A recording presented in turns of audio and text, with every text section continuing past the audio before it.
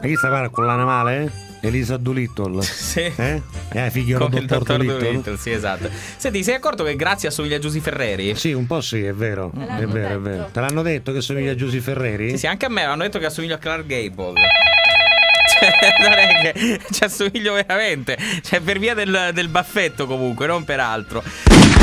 Guarda, somiglio davvero, me lo dicono tutti. Vediamo se abbiamo qualcuno in linea. Pronto? Pronto, sono figlio di Giusy Ferreri.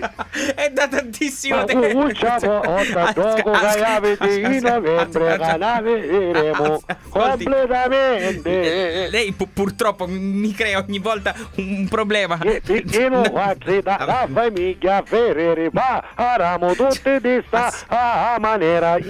Che bello. Lei, no, ma anche lei con questo mi stressa, capito? Magari che c'è un coppo dalla parata di sta maniera. Sì. Non altri succedi metterci in ghiaccio. No, ha capito? La prego, anche perché non vorrei che la sua lingua inciampasse proprio lì. Si chiama Ferreri. No, io mi chiamo. Ma guarda che stress che mi sta provocando. Mi chiamo di cognome Formosa.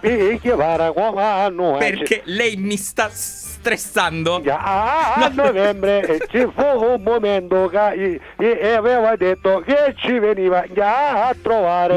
Invece non si è fatto vedere. No, io era fatto manco un disco nuovo.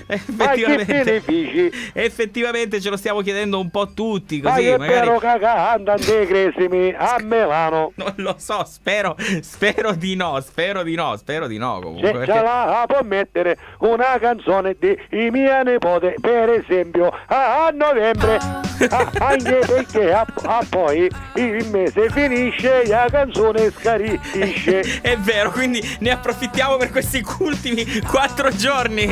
La Non è saluto. possibile, Sì. da me e magari domani, grazie. La saluto, A lei e a tutta la sua famiglia. Bene, mi saluti tanto sua nipote Giusy, grazie. Saputo dire spesso di no, con te non ci riuscivo.